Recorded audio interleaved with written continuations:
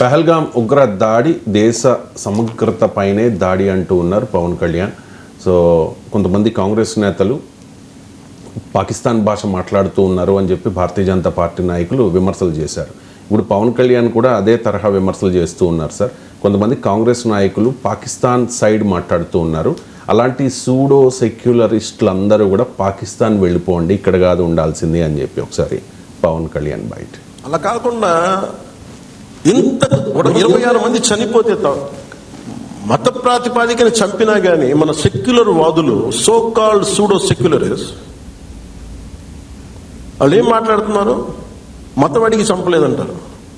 చనిపోయిన మధుసూదన్ గారి భార్య అందరూ వాళ్ళు అబద్ధాలు చెప్తారు. వాళ్ళు పాకిస్తాన్ని ప్రేమిస్తా అంటారు. వీళ్ళందరూ ఇక్కడ భారతదేశంలోకి వచ్చి మీరు పాకిస్తాన్ని ప్రేమిస్తుంటారు. మొన్న కొంతమంది నాయకులు డిబేట్లో మాట్లాడుతుంటే చూస్తున్నాను. మీరు పాకిస్తాన్ అంత ప్రేమిస్తే దయచేసి పాకిస్తాన్కి వెళ్ళిపోండి, ఇక్కడ ఎందుకు? పాకిస్తాన్ మీద మీకు అంత ప్రేమే ఉంటే ఇది మాట్లాడుతున్న పని వీళ్ళందరూ కాంగ్రెస్ నాయకులు వీళ్ళందరూ రైట్. దీని మీద కాంగ్రెస్ నాయకులు కూడా కొంతమంది రెస్పాండ్ అయ్యారు. భువనగిరి కాంగ్రెస్ ఎంపీ చామల కిరణ్ కుమార్ రెడ్డి రెస్పాండ్ అయ్యారు. ఒకసారి అబ్బాయి ప్లీజ్.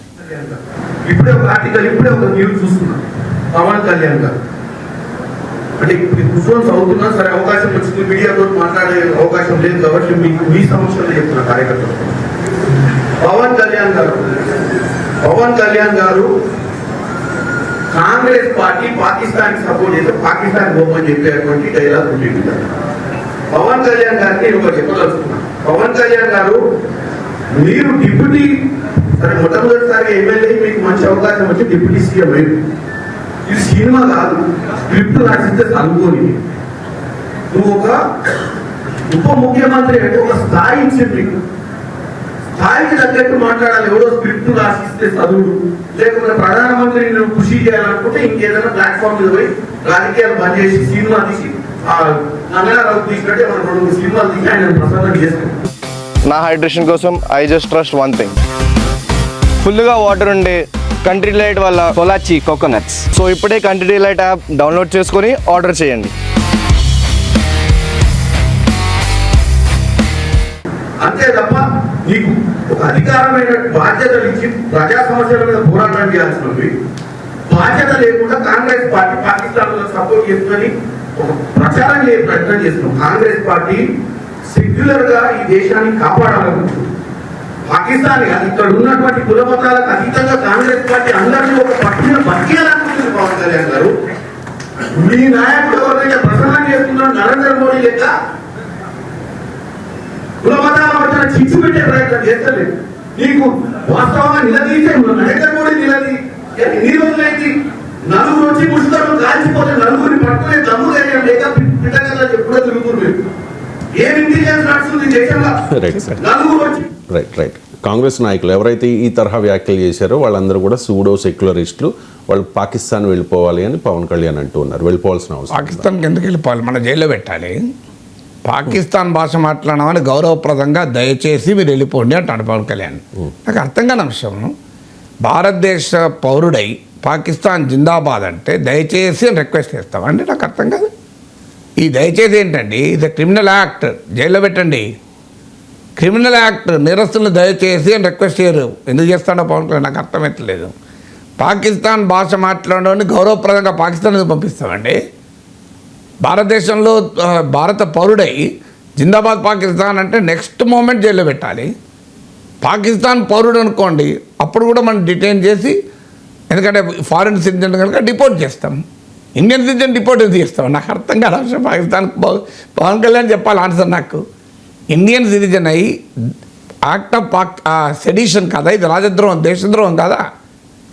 మన శత్రు దేశాన్ని, మన దాయాది దేశాన్ని పొగిడినా, జిందాబాద్ అన్నా ఈ దేశ చట్టాల ప్రకారం కఠినమైన శిక్ష కరువుడు. దయచేసి పొమ్మని చెప్పాల్సిన కర్మ మనకేం పట్టలే భారతీయులకు.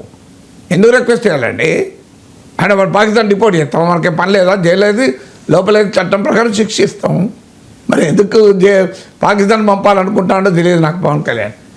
నేనైతే జైలు వేయాలంటాను, అందులో డిస్ప్యూటే లేదు. చట్టం ఏం చెప్తోంది? గౌరవప్రదంగా దయచేసి వాళ్ళని పొమ్మని చెప్తామా? భారత పౌరుడండి. భారత పౌరుడైన తర్వాత దేశభక్తి ఇస్ నాన్ నెగోషియబుల్, జాతీయత నాన్ నెగోషియబుల్. దీంట్లో చర్చ లేదు, దీన్ని నెగోషియేట్ చేస్తున్న స్కోపే లేదు ఇక్కడ. భారతదేశంలో ఉంటూ నువ్వు వేరే దేశానికి జేజేలు పలికితే ఇది clear case of criminal act. మరి ఎందుకు పవన్ కళ్యాణ్ డిమాండ్ చేయడం లేదు కేసులు పెట్టమని? ఎందుకు మరి ఆంధ్రప్రదేశ్ వాళ్ళైతే ఆయన ఆ ప్రభుత్వమే కేసులు పెట్టాలి, బయట వాళ్ళైతే నరేంద్ర మోడీ రిక్వెస్ట్ చేయాలి? నాకు చెప్పండి, పాకిస్తాన్ పొగిడినందుకు ఏ భారత పౌరుడి పైన మోడీ ప్రభుత్వం కేసు పెట్టింది చెప్పండి ఇంతవరకు? సింగిల్ కేసు ఎందుకు పెడతలేదు? అంటే వాళ్ళ పాకిస్తాన్ భాష మాట్లాడే అయినా ఉండలా? అంటే కోర్టులో నిలబడడానికి కేసులు పెడతలేరా? మీడియాలో టీవీ ఛానల్లో మాట్లాడినారు కదా, టీవీ ఛానల్లో పాకిస్తాన్ భాష మాట్లాడిన వారిపైన మీరు ఎందుకు కేసులు పెడతలేరు? What is preventing Narendra Modi government? మీరు తెలుగు వాళ్ళైతే ఆంధ్రప్రదేశ్ గవర్నమెంట్ ఏం చేస్తుంది? ఎందుకు కేసులు పెడతలేరు? ఇది చట్ట విరుద్ధం కదా, యాక్ట్ ఆఫ్ సెడిషన్ కదా. ఒక మన శత్రు దేశాన్ని ఎలా పొగుడుతారండి? నాకు అర్థం కాని అంశం. ఇంతవరకు ఒక్క కేసు పెట్టలేదు అంటే ఏంటి మరి? అంటే మీకు కేసులు పెడతానికి మీరు ఎందుకు భయపడుతున్నారు? మరి వాళ్ళు అనలేదా ఇదంటే కేవలం రాజకీయపరమైన ఉపన్యాసాలు లాభం పొందుదాం అనుకుంటున్నారా? దీనికి ఆన్సర్ చెప్పాలి. రెండు, ఆంధ్రప్రదేశ్లో కాంగ్రెస్ పార్టీయే లేదు, ఉన్న బి శర్మిల గారే. బి శర్మ గారు ఎందుకు అంటున్నానంటే ఆమె కూడా వైసీపీ వ్యతిరేక పక్షమే కదా. జగన్ రోజు మీరు తిడుతున్నారు కదా, మరి షర్మిల ఆన్సర్ చెప్పాలి ఇప్పుడు పవన్ కళ్యాణ్ వ్యాఖ్యలకు.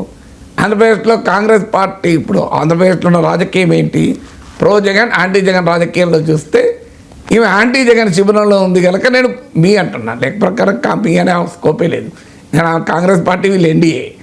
కానీ ఆంధ్రప్రదేశ్లో ఉండే స్పెసిఫిక్ పొలిటికల్ కాంటెక్స్ట్లో జగన్ వర్సెస్ అదర్స్ కదా. ఎందుకంటే జగన్ వ్యతిరేక రాజకీయ శక్తుల ఐక్యత కదా పవన్ కళ్యాణ్ నినాదం.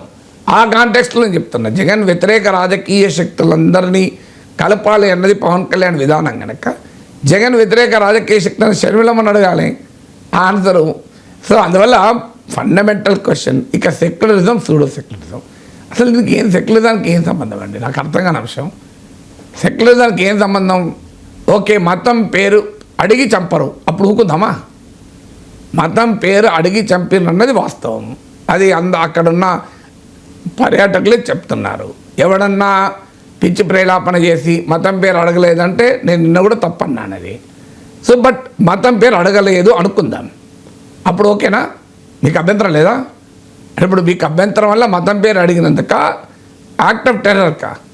భారత భూభాగాన తుపాకులు పెట్టి భారతీయుల్ని చంపుతుంటే మతం పేరు అడిగినా అడగకపోయినా అది దాడే కదా. పహల్గామ్లో మేము జరిగింది కాదు, పుల్వామా తీసుకుందాం, ఎవరు మతం పేరు అడగలే, మరి దాడి కాదా? ఇది ఎక్కడ రాజకీయం అండి? మతం పేరు అడగడం అడగకపోవడం అనేది రాజకీయం కాదు, తీవ్రవాదమే. ఖచ్చితంగా మతం పేరు అడిగి అటాక్ చేశారని నిజం. ఇక ఎందుకు దాన్ని పదే ఎంఫసైజ్ చేస్తున్నారు? దీన్ని భారతదేశంలో రెండు మతాల మధ్య ఘర్షణగా చూపాలని ఒక ప్రయత్నం చేస్తున్నారు. ఈ ప్రయత్నం ఎవరు చేస్తున్నారు? అన్ఫార్చునేట్లీ పాకిస్తాన్ ఎజెండా, అది అసీం మునీర్ ఎజెండా. దాన్ని మన దేశంలో కూడా ఆ రకమైన డివిజన్ తేవాలని పాకిస్తాన్ వాళ్ళు చంపిన వాళ్ళలో ఇప్పుడు ఇక్కడ పహల్గామ్లో అయితే మొత్తం అడిగి చంపారు. మసీదుకు వెళ్తున్న ముస్లింలు చంపడం లేదా పాకిస్తాన్లో వాళ్ళు? మీరు ఉదాహరణకు బలూచ్ లిబరేషన్ ఆర్గనైజేషన్ BLO వాళ్ళని ఊచకోతకు వస్తున్నారు కదా, వాళ్ళు ముస్లింలే కదా, వాళ్ళు మసీదుకే పోతున్నారు కదా. తోటి ముస్లింలను కూడా చంపుతున్నారు కదా, మహాజర్లను. తోటి ముస్లింలను చంపుతున్నారు కదా, పఠాన్లను. తోటి ముస్లింలనే అటాక్ చేస్తున్నారు, హమదీయాలను. కొన్ని లక్షల మంది బంగ్లాదేశ్, తూర్పు పాకిస్తాన్గా పిలువబడే ప్రస్తుత బంగ్లాదేశ్, ఆనాటి తూర్పు పాకిస్తాన్లో కొన్ని లక్షల మందిని ఊచకోతకొచ్చారు, అత్యాచారాలు చేశారు, మారణహోమం సృష్టించారు. ఎవరు సృష్టించినవాడు? ముస్లిమే, అనుభవించినవాడు ముస్లిమే కదా.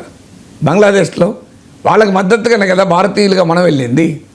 బంగ్లాదేశ్ షేక్ ముజిబుర్ రెహమాన్ కుటుంబాన్ని మొత్తాన్ని లేపారు కదా. ఆయన ఎవరు? ఆయన ముస్లిం కదా. షేక్ హసీనా కుటుంబంలో బయట ఉన్న హసీనా రెహానా తప్ప మొత్తం కుటుంబాన్ని చంపేశారు కదా, వాళ్ళు ముస్లింలే కదా. షేక్ ముజిబుర్ రెహమాన్ మసీదు కూడా. నాకు అర్థం కాని అంశం. మరి ముస్లింలు అయిన పాకిస్తాన్, ముస్లింలు అయిన తూర్పు పాకిస్తాన్ ఎందుకు చంపారు? బెంగాలీ జాతీయవాదాన్ని అణచివేయడానికి ఉర్దూ ఆధిపత్యాన్ని ప్రశ్నించినందుకు కదా. అందుకని దీన్ని మతం కోణంలో చూడడం కన్నా ఇది ఇండియా వర్సెస్ పాకిస్తాన్. పాకిస్తాన్కు బుద్ధి చెప్పాల్సిందే. ఎవరు కాదంటున్నారు? అసలు పవన్ కళ్యాణ్ అడగాల్సిన ప్రశ్న ఏంటి? 4,000 మంది పర్యాటకులు ఉన్న చోట 4 జవాన్లు ఎందుకు లేరు? దానికి ఆన్సర్ చెప్పండి మొదలు. ఇప్పుడు 4,000 మంది పర్యాటకులు ఉన్న చోట 4 జవాన్లు ఉండరా? 4 జవాన్లే ఉంటే పహల్గాం దాడి జరిగేదా? వాళ్ళు కూడా కాల్పులు జరిపేవాళ్ళు కదా, ఒక్కడినైనా చంపేవాళ్ళం కదా, ఇద్దరిని చంపేవాళ్ళం కదా, చాలామంది పర్యాటకులు కాపాడుకునే వాళ్ళం కదా. అసలు మొదలు 4 జవాన్లు ఉన్నారు, తర్వాత తీవ్రవాదులు రారు కదా, మరి ఎందుకు లేరు? Is it not a security labs? అఖిలపక్ష సమావేశంలో ప్రభుత్వం అంగీకరించింది. ఏ తప్పు ఏ లోపమో జరిగి ఉండకపోతే మనం ఇక్కడ ఎందుకు కూర్చుంటామన్నారు. సెక్యూరిటీ ల్యాబ్ జరిగింది అని government agreed, Amit Shah agreed. ఇది బయటికి మీడియాలో వచ్చింది. ఇప్పటివరకు ఏ మోడీ ప్రభుత్వంలో ఏ ప్రతినిధి అయినా అఖిలపక్షంలో మేము అలా అనలేదు అనే స్టేట్మెంట్ ఇచ్చారా? మీడియాలో పతాక శీర్షికలు వచ్చింది, పేజ్ 1లో కూడా వచ్చింది, మనం కూడా మాట్లాడుకున్నాం. అఖిలపక్షంలో కేంద్రం అంగీకరించింది భద్రతా లోపమని.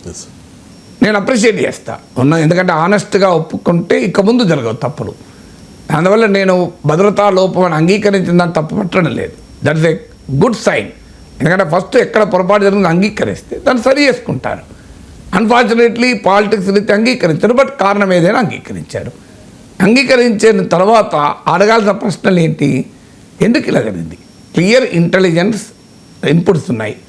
మార్చి చివరన ఏప్రిల్ మొదటి వారాల్లో ఇంటెలిజెన్స్ సమావేశం కూడా జరిగింది. మీరు అమర్నాథ్ యాత్ర రిజిస్ట్రేషన్ మొదలైంది, జూన్లో అమర్నాథ్ యాత్ర మొదలవుతుంది. అమర్నాథ్ యాత్రకు ముందు ప్రతిసారి దాడులు జరుగుతాయి. అమర్నాథ్ యాత్ర టెర్రరిస్టుల టార్గెట్. ఇది ఆ పహల్గాం అమర్నాథ్ యాత్రకు మెయిన్ బేస్, ఇంపార్టెంట్ బేస్ అంటారు. ఇది ఇవన్నీ తెలిసి కూడా మరి ఎందుకు భద్రతా బలగాలు లేవు? ఉదాహరణకు ఆ పర్యాటకుల్లో 4,000 ఒక్క కేంద్ర మంత్రి ఉంటే, కేంద్ర మంత్రి కుటుంబంతో వచ్చి ఉంటే భద్రత ఉండేదా కలేదా? నాకు చెప్పండి. సింపుల్ క్వశ్చన్ అడుగుతున్నా. 4,000 మంది పర్యాటకుల్లో ఓ నంబియారు, ఓ మధుసూదన్లకు కాక, ఒక కుటుంబాలకు కాక, ఒక కేంద్ర మంత్రి కుటుంబం ఉండుంటే మీరు ఎంత భద్రత పెట్టేవారు? అంటే విఐపీల భద్రతకు అంత ప్రాధాన్యత ఇస్తారు, పర్యాటకుల భద్రత ఎందుకు ఇవ్వరు? దీనికి ఆన్సర్ ఉండాలి కదా. ఇదెవరి లోపము? దీన్ని ఎందుకు పవన్ కళ్యాణ్ అడగడు? ఇది సెక్యులరిజం, సూడో సెక్యులరిజం కాదా? మరి ఏ సెక్యులరిస్ట్లా సూడో సెక్యులరిస్ట్లా ఈ తప్పు చేసింది? 26 మంది ప్రాణాలు కోల్పోయే వాళ్ళం కాము కదా. ఈ సెక్యూరిటీ ల్యాబ్ జరుగుండకపోతే సిఆర్పిఎఫ్ వాళ్ళు అడిగినప్పుడే ఎయిర్ లిఫ్ట్కు హెలికాప్టర్లు సమకూర్చి ఉంటే కేంద్ర హోంశాఖ పుల్వామా ఘటన జరిగి ఉండేది కాదు కదా.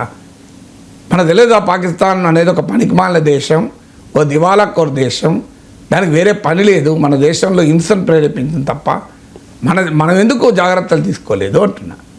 కాశ్మీర్ లాంటి ప్రాంతానికి 1000కి పైగా సిఆర్పిఎఫ్ బలగాలను రోడ్డు మార్గంలో ఎవరైనా పంపిస్తారో నాకు చెప్పండి. ఇవాళ మీరు ఒక్కసారి ఆ కరగుట్ట దగ్గరికి వెళ్ళండి, మిలిటరీ హెలికాప్టర్లు వాడుతున్నారు.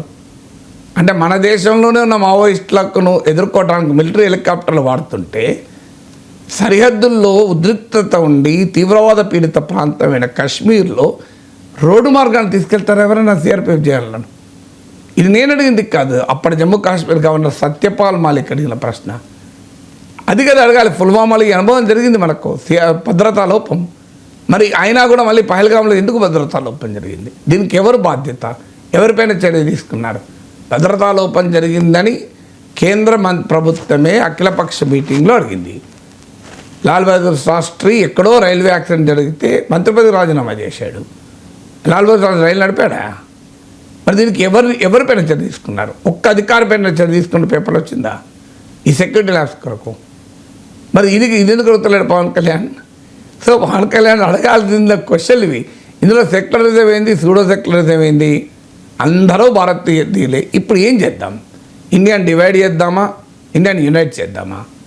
ఇండియాను యునైట్ చేద్దామని నేను అంటున్నాను, డివైడ్ చేద్దామని రాజకీయ నాయకులు అంటున్నారు. ఎట్లా డివైడ్ చేద్దాం? మతాల వారుగా డివైడ్ చేద్దాం, పార్టీల వారుగా డివైడ్ చేద్దాం. ఇది ఎవరికి లాభము? పాకిస్తాన్కి లాభమో మనకు లాభమో? ఒకసారి ఆలోచించండి.